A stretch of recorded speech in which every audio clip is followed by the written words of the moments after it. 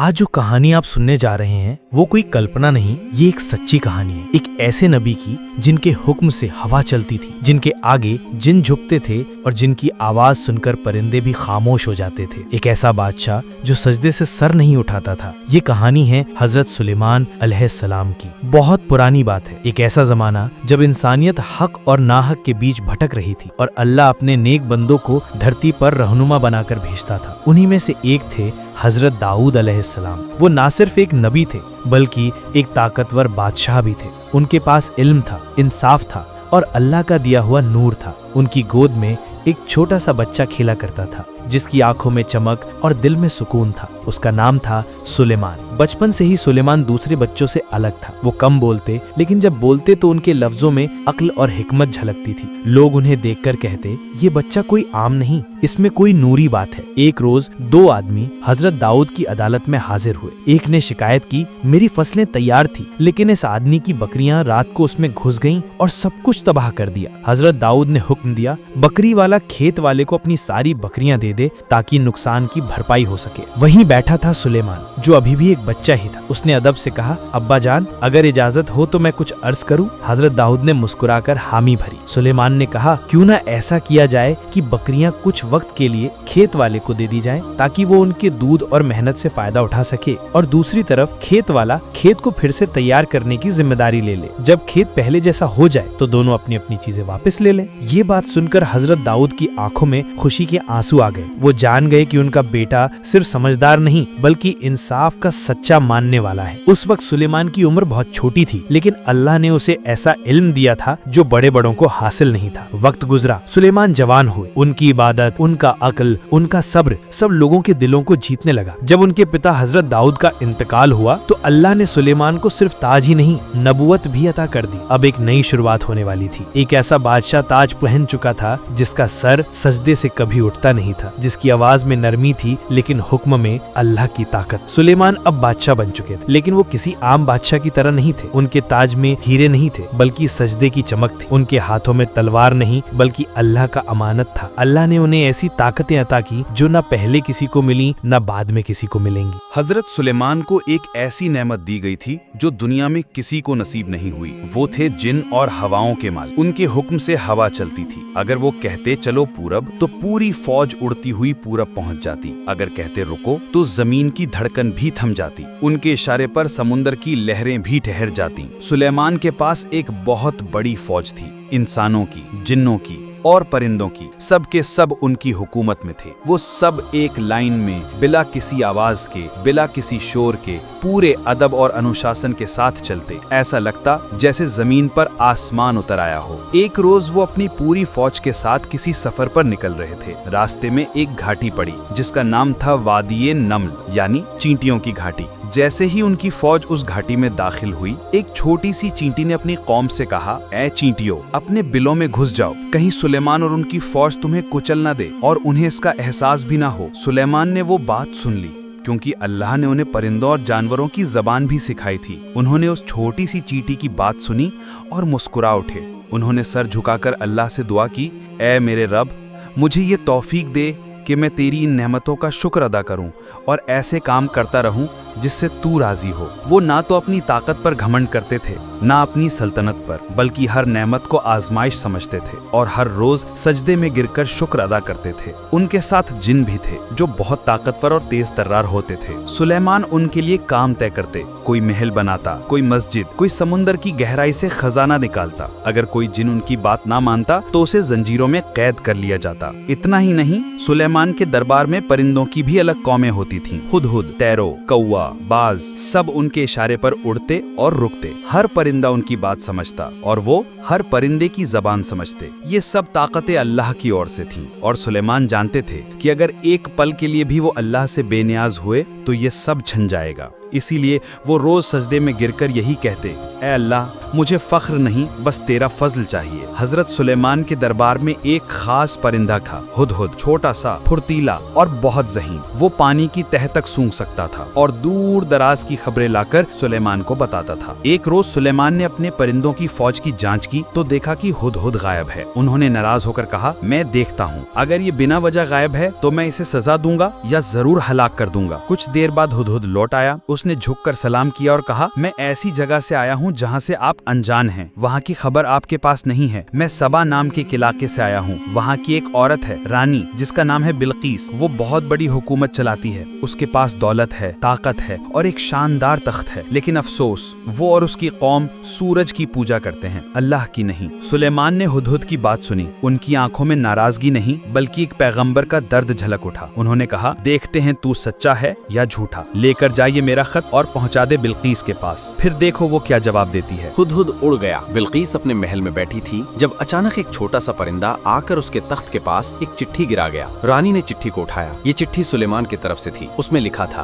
बिस्मिल्लाहिर्रहमानिर्रहीम, मेरे ऊपर बुलंद ना हो, मेरे पास फरमाबरदार होकर आओ। बिल्कीस ने वो चिट्ठी पढ़ी और हैरान रह गई। उसने अपने वजीरों से सलाह ली। उन्होंने कहा, हम तो लड़ने को भी तैयार हैं, लेकिन आखिरी फैसला आपका है। बिल्कीस ने जवाब में कहा, जब बादशाह किसी मुल्क में दाखिल होते हैं तो उसे बर्बाद कर देते हैं और इज्जतदार लोगों को जलील कर देते हैं। मैं पहले एक तोहफा भेजती हूँ, देखती हूँ कि सुलेमान का मकसद क्या है। तोहफा भेजा गया, सोना, चांदी, जवाहरात और कीमती चीजें। लेकिन सुलेमान ने न वो तोहफा कबूल किया न मुस्कुराए। उन्होंने कहा, क्या तुम मुझे दौलत से खरीदोगे? अल्लाह ने मुझे उससे कहीं ज्यादा दिया है जो तुम्हारे पास है। जाओ अपनी रानी से कहो कि वो इस्लाम कबूल करे, वरना हम उसकी सल्तनत को मिटा देंगे। सुलेमान की ये बात पूरे दरबार में गूंज उठी। जिन, इंसान और परिंदे सब खामोश थे। उस दिन सबा की तरफ एक नई रोशनी जाने लगी, हक की रोशनी। जब बिल्कीस का तोहफा लौट आया और सुलेमान का पैगाम उस तक पहुंचा तो उसके दिल में एक अजीब सी बेचैनी छा गई। वो जान गई थी कि ये कोई मामूली बादशाह नहीं है। ये शख्स तो दिलों पर हुकूमत करता है और उसके पास कोई ऐसी ताकत है जो इंसानों की हद से बाहर है।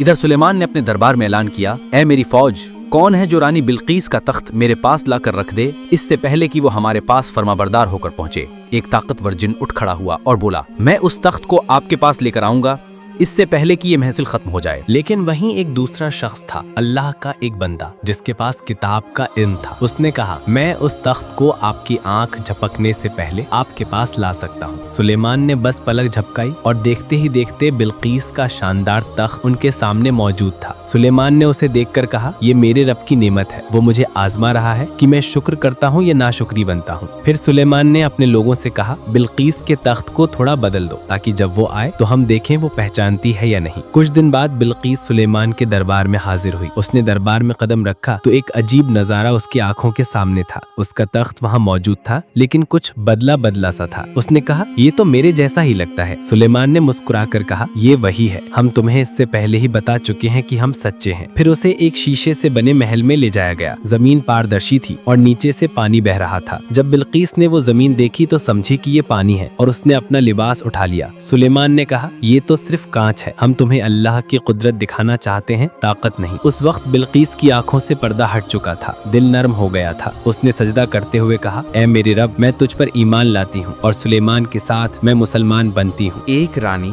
जो सूरज की पूजा करती थी अब अल्लाह की बंदगी करने लगी। एक तख्त जिसने दुनिया को दिखाया था उसकी शान अब सजदे में झुका अल्लाह के सामने। बिल्किस ने इस्लाम कबूल कर लिया था। वो अब सिर्फ एक रानी नहीं रही बल्कि अल्लाह की फरमाबरदार बंदी बन गई थी। सुलेमान की दावत इस्लाम और उसका असर अब दूर दराज के इलाकों तक पहुंच चुका था। इंसान, जिन और परिंदे सब उनके हुक्म पर थे, लेकिन वो खुद सिर्फ अल्लाह के हुक्म पर चलने वाले थे। हर सुबह उनका दरबार सजता, एक तरफ इंसानों की फौज, दूसरी तरफ जिन्नों की जमात और ऊपर आसमान में परिंदों की कतारें। लेकिन सुलेमान का दिल इन सब में नहीं अटका था। उनका दिल सजदे में था। उनकी नजरें सिर्फ अल्लाह की रहमत पर थी। एक रोज सुलेमान ने अपनी फौज को एक जगह इकट्ठा किया और फरमान सुनाया, हम एक नई जगह की तरफ रवाना होंगे। वहाँ के लोग अंधकार में हैं, उन्हें हक की रोशनी पहुँचानी है। फौज ने कहा, हम तैयार हैं। हवा को हुक्म दिया गया और पूरी फौज उड़ती हुई नए सफर पर निकल पड़ी। रास्ते में सुलेमान ने देखा कि जिन कुछ बातों में लापरवाही कर रहे हैं। उन्होंने गुस्से में कहा, जो जिन मेरी बात नहीं मानेगा उसे जंजीरों में बांधा जाएगा। जिन कांप उठे। उन्होंने कहा, हम अल्लाह और उसके रसूल की नाफरमानी नहीं करेंगे,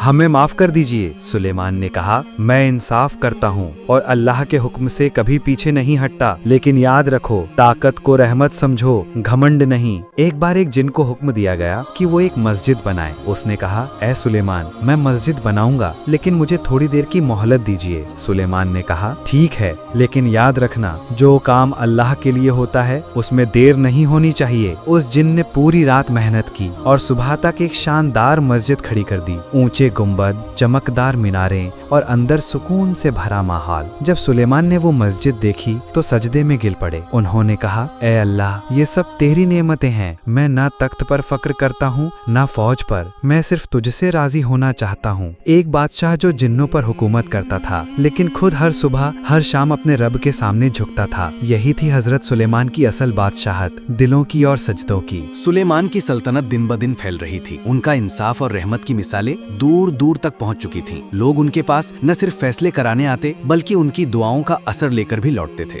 वो सिर्फ बादशाह नहीं थे, वो लोगों के दिलों के मरहम थे। उनकी जबान से इल्म निकलता और उनके सजदे से बरकत। एक रोज सुलेमान अपने आलीशान महल में अकेले बैठे थे। हवा खामोश थी और आसमान साफ। उन्होंने आसमान की तरफ देखा और कहा, ऐ मेरे रब, तूने मुझे बहुत कुछ दिया है, लेकिन मैं चाहता हूँ कि तू मुझे ऐसा इल्म दे जो मुझे तेरे और करीब ले जाए। उसी दिन एक जिन उनके पास आया और बोला, ऐ सुलेमान, समंदर की गहराइयों में एक ऐसी किताब है जिसमें इल्म लौह व कलम है। अगर आप चाहें तो मैं उसे ढूंढ लाऊं? सुलेमान ने कहा, उस किताब की तलाश की इजाजत है, लेकिन याद रखना, अगर उसमें अल्लाह के राज हैं तो उसे सिर्फ वही जाने जिसके लिए अल्लाह चाहता है। जिन चला गया। कई दिन बीत गए। फिर एक रोज वो लौटा, थका हुआ, लेकिन उसकी आंखों में चमक थी। उसने कहा, मैंने वो किताब नहीं पाई, लेकिन मैंने वहाँ एक नूर देखा, एक रोशनी जो कहती थी असली इल्म दिल की ताजगी में है, न कि समंदर की तह में। सुलेमान मुस्कुरा उठे। उन्होंने कहा, इल्म वो नहीं जो किताबों में हो, इल्म वो है जो रब से मिले, और जब रब देता है तो फिर वो इल्म नूर बनकर जिंदगी को बदल देता है। उसी शाम सुलेमान ने अपने पूरे दरबार को बुलाया। उन्होंने कहा,